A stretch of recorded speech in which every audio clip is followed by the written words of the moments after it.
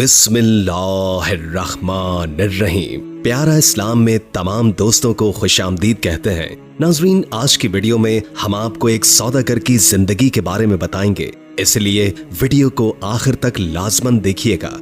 शमू का काम किसी का माल एक जगह से दूसरी जगह लाना और ले जाना था, मगर वो सौदागर के नाम से जाना जाता था। लोग उसे शमू सौदागर कहते थे। अब किसी को क्या पता था कि वो अपना माल बेचने आया है या किसी दूसरे कारोबारी शख्स का। देखने वाला तो उसी को मालिक समझता था। शमू भी हर किसी के सामने वजाहत नहीं करता था कि वो अपना माल लाया है या किसी कमीशन पर दूसरे तिजारती लोगों का। उसके पास माल बर्दारी के लिए सफेद रंग का एक खच्चर था। आपने खच्चर का नाम तो सुना होगा, ना ये घोड़ा होता है और ना ही ये गधा। इसमें कुछ आदात घोड़े की होती हैं और वो घोड़े की तरह तेज दौड़ सकता है और वजन ज्यादा उठा सकता है, और कुछ खसलतें गधे की होती हैं। ये शक्ल सूरत में भी गधे से ज्यादा मिलता है। कभी कभी जिद में आ जाए तो रास्ते में ही अड़ जाता है। जितना भी मार लो चलने का नाम नहीं लेता। यही आदतें शमू सौदागर के खच्चर में भी थी, मगर शमू सौदागर को इसकी आदतों से कोई मतलब नहीं था। वो तो इससे माल बर्दारी का काम लेता था और अपनी रोजी कमाता था। शमू सौदागर को यह बात बहुत पसंद थी कि कोई इसके खच्चर को कप्पू कहे। वो बातों ही बातों में खच्चर का नाम कप्पू कहकर जाहिर कर देता था, ताकि सामने वाले को अंदाजा हो जाए कि उसका नाम कप्पू है। कप्पू बहुत बुर्दबार जानवर था, कम खाता था और काम पूरा करता था। यही वजह थी कि शमू सौदागर ने इसको अपने साथ रखा हुआ था। जब कारोबारी दौरे से वापस आता और कमीशन की अदायगी होती तो इन पैसों से वो अपने कप्पू के लिए अच्छा दाना लाता था। इसी तरह इनकी जिंदगी आराम से बसर हो रही थी। एक दिन वो किसी सहरा से गुजर रहा था कि सौदागरों का एक गिरोह आपस में झगड़ा कर रहा था। शमू सौदागर भी उनके पास चला गया। अजनबी, हमारे दरमियान फैसला करोगे? एक सौदागर ने उसकी तरफ कदम बढ़ाते हुए पूछा। हाँ, हमें इसी अजनबी का फैसला मंजूर होगा, क्योंकि इसका ताल्लुक हम में से किसी के साथ भी नहीं है। दूसरी तरफ के सौदागरों ने तायद की। पहले मसला तो बताओ कि मसला क्या है जिसका तुम्हें मुझसे फैसला करवाना है। शमू ने आराम से कप्पू को खड़ा करके पूछा।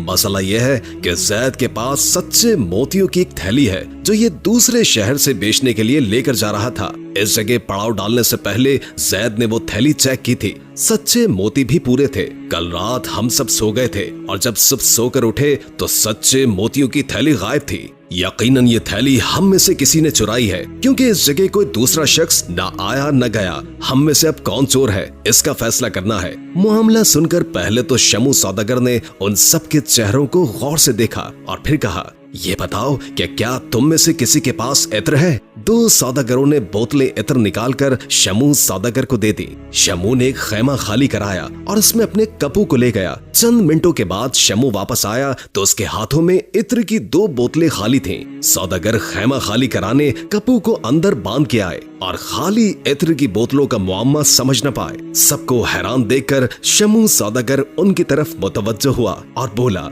भाइयों, मेरे कप्पू में एक खूबी है। वो चोर को पहचान कर शोर मचाने लग जाता है, मगर इससे पहचान कराने के लिए इसको इत्र पिलाना पड़ता है और वो इत्र पीकर खुश हो जाता है। और फिर जैसे ही चोर इसको हाथ लगाता है वो जोर जोर से आवाज बुलंद करता है। लिहाजा अब तुम्हें एक एक करके खेमे के अंदर जाना होगा और कप्पू की गर्दन को छूना होगा। जैसे ही वो शख्स जिसने जैद के सच्चे मोतियों की थैली चोरी की है कप्पू की गर्दन को हाथ लगाएगा, वैसे ही कप्पू जोर जोर से ढींचू ढींचू करने लग जाएगा और हम चोर को पकड़ लेंगे। सारे सौदागर इस अजीब व गरीब बात पर हैरान खड़े थे। वो देखना चाहते थे कि एक खच्चर भला कैसे चोर को पहचान सकता है। शमू सौदागर ने सबसे पहले जैद ही को हुक्म दिया कि वो अंदर जाए और कप्पू की गर्दन को छू कर आए। जैद अंदर गया और कप्पू की गर्दन पर हाथ लगाकर वापस आ गया। पहला शख्स तो जैद था जिसने थैली चोरी की थी, लिहाजा उसके हाथ लगाने से कप्पू के बोलने की कोई उम्मीद नहीं थी। जब दूसरा सौदागर खेमे के अंदर गया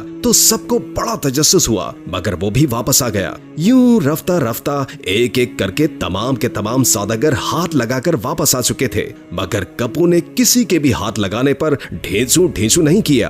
कोई शख्स रह तो नहीं गया है जिसने कप्पू को हाथ न लगाया हो। शमू ने उन सौदागरों के सरदार से पूछा। सरदार ने गिनती की तो पूरे 20 सौदागर थे। सरदार ने नफी में गर्दन हिलाते हुए जवाब दिया। अब शमू सौदागर ने सबको एक कतार में खड़ा किया और सबके हाथ सूंघने लगा।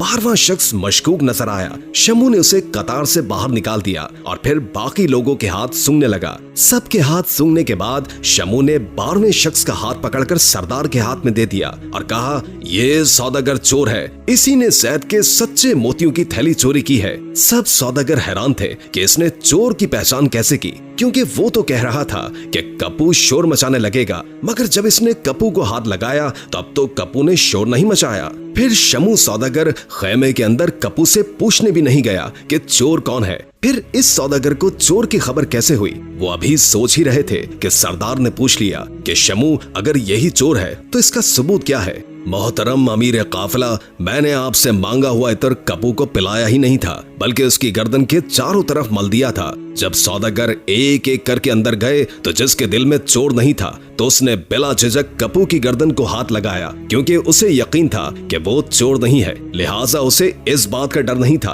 कि उसके हाथ लगाने पर कप्पू शोर मचाएगा। मगर जब चोर खेमे के अंदर गया तो उसने सोचा कि मैंने जैद के सच्चे मोतियों की थैली चोरी की है और मैं ही चोर हूँ, लिहाजा मेरे हाथ लगाते ही कप्पू आवाज बुलंद करेगा और मैं पकड़ा जाऊंगा। लिहाजा उसने कप्पू की गर्दन को हाथ नहीं लगाया और वैसे ही अदाकारी करता हुआ बाहर निकल आया जैसे उसने सबकी तरह कप्पू की गर्दन को छुआ हो। और जब मैंने कतार में सबको खड़ा करके हाथों को सूंघना शुरू किया तो इस चोर के अलावा सभी के हाथों से इत्र की खुशबू आ रही थी। मैं समझ गया कि इसके दिल में चोर है तो यकीनन यही चोर है। अब तुम्हें मजीद सबूत चाहिए तो इसके सामान की तलाशी भी ले लो। सरदार ने हक्का बक्का चोर की तरफ देखा और सौदागरों को इशारा करके उसका सामान खुलवाने लगा। तलाशी लेने पर सच्चे मोतियों की थैली उसके सामान से बरामद हो गई। जैद ने खुदा का शुक्र अदा किया और सरदार ने चोर को सजा देने के साथ साथ शमू का शुक्रिया अदा किया और सब ने मिलकर 20 अशरफियां उसे इनाम में दे दी।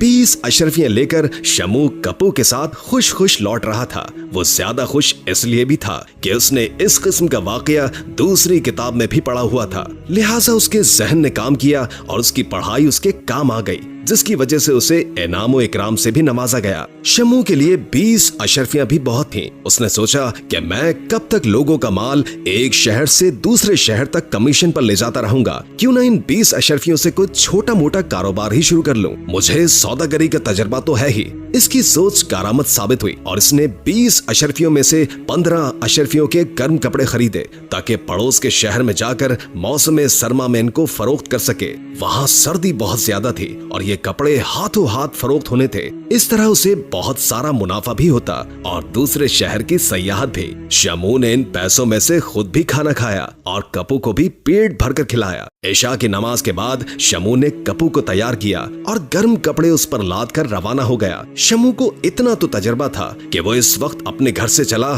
तो फजर के वक्त उस शहर में पहुंच जाएगा। रात भर उन्होंने सफर किया और खैरियत से मतलूबा शहर तक पहुंच गए। थोड़ा आराम और थकन उतारने के बाद वो मार्केट की तरफ रवाना हुआ ताकि सामान फरोख्त कर सके।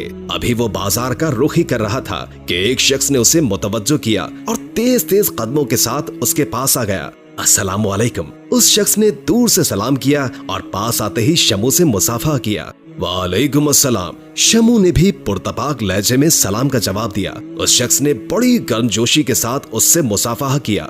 बोलो सौदागर, क्या माल लाए हो? हाथ मिलाने के बाद आने वाले शख्स ने दरियाफ्त किया, तुम्हारे शहर में सर्दी बहुत ज्यादा हो रही है, इसलिए ऊनी और दीगर गर्म गर्म कपड़े लाया हूँ। शमू ने सामान की तरफ इशारा करते हुए कहा, जरा जहमत करके मुझे माल दिखा दो। मैं इस बाजार में दुकान चलाता हूँ, अगर मुझे माल पसंद आ गया तो मैं सारा माल खरीद लूंगा। आने वाले शख्स ने अपना तारुफ कराते हुए माल खरीदने की पेशकश की। शमू ने फौरन गर्म कपड़े कप्पू पर से उतारकर उसे दिखा दिए। अजनबी शख्स को माल पसंद आया। भाई, सारे माल के क्या दाम दोगे? शमू ने कहा कि सारा अगर मैं बाजार में परचून के हिसाब से बेचूं तो 100 अशरफियां मिल जाएंगी। अरे भाई, न जाने कितने दिनों में माल बिके, तुम इस कदर मेहनत करके क्या करोगे? लाओ, इस माल के दाम 50,000 दूंगा। अजनबी ने थैली में से अशरफी निकाली और गिनने लगा। शमू ने भी 20 अशरफियों का माल 50 अशरफियों में बेच दिया। शमू को इसमें सरासर मुनाफा था। शमू ने गिनकर अशरफियों को अपने थैले में रख लिया और माल अजनबी के हवाले कर दिया। भाई, अगर किसी चीज की जरूरत हो तो बताना, मैं तुम्हें अपने शहर से मुनासिब कीमत में ला दूंगा। यूं शमू उसे अपने शहर की मशहूर और मारूफ अशिया की फहरिस्त दिखाने लगा और वाफिर मिकदार में पैदा होने वाली चीजों के नाम लिखवाने लगा। दोनों की दोस्ती हो गई। शमू उसे उसकी जरूरत का सामान लाकर देता रहा और वो अच्छे दामों खरीदता रहा, यहाँ तक कि दोनों सौदागर अमीर तरीन हो गए और बहुत गहरे दोस्त भी बन गए। शमू अभी जवान था और हारिस अधेड़ उम्र शख्स था। शमू की अभी शादी नहीं हुई थी, जबकि हारिस की औलाद बड़ी हो चुकी थी। शमू की शादी कौन करता? बचपन ही में उसके वालिदैन का इंतकाल हो चुका था। कोई भाई बहन था नहीं, वो अपने वालिदैन की अकलौती औलाद थे। बातों बातों में हारिस ने शमू के हालात जान लिए और अपनी बेटी से शादी की पेशकश कर दी। अंधे को क्या चाहिए? 2 आंखें। लिहाजा शमू की शादी हारिस की बेटी से हो गई। यूं शमू हारिस के दोस्त से इसका दामाद बन गया। शमू और हारिस में एक आदत मुश्तरक थी, वो दोनों कारोबार ईमानदारी से करते थे, किसी के पैसे गजब नहीं करते थे और ना अपना हक किसी पर छोड़ते थे। कोई माल अगर नुक्सदार होता तो गाहक को बता देते कि सामान में फला नुक्स है, फिर भी गाहक इनसे वो नुकसानदार सामान खरीदता तो इस नुक्स की वजह से उस चीज के दाम कम लेते थे। गाहक से अखलाक से बात करते, प्यार से पेश आते और कारोबार में लिहाज मुरव्वत बरूए कार लाते, मुनाफा भी मुनासिब वसूल करते। कोई गाहक इनसे खरीदा हुआ माल वापस करता तो बखुशी वापस कर लेते, बल्कि तब्दील भी कर लेते थे। वो किसी भी वजह से अपने गाहक को धोखा देना या अंधेरे में रखना या नाराज करना पसंद नहीं करते थे। इन दोनों की इन्हीं आदत ने इन दोनों को मशहूर और मारूफ और उन्हें हर दिल अजीज कर दिया था। उम्मीद है कि आज की वीडियो आपको अच्छी लगी होगी। अगर वीडियो अच्छी लगी हो तो लाइक करके हमारे चैनल को सब्सक्राइब कर दें और बेल आइकॉन को क्लिक कर दें ताकि हमारी नई आने वाली वीडियोस का आपको पता चलता रहे। अगर जिंदगी रही तो एक और वीडियो के साथ इंशाअल्लाह हाजिर होंगे। अभी हमें इजाजत दीजिए। अल्लाह हाफिज।